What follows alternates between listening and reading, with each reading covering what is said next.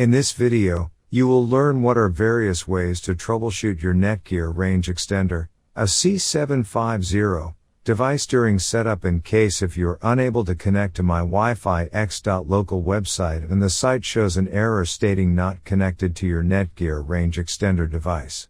Or extender connected but no internet connection. Here are some tips. The first thing that you can do is try rebooting your Netgear range extender and your router.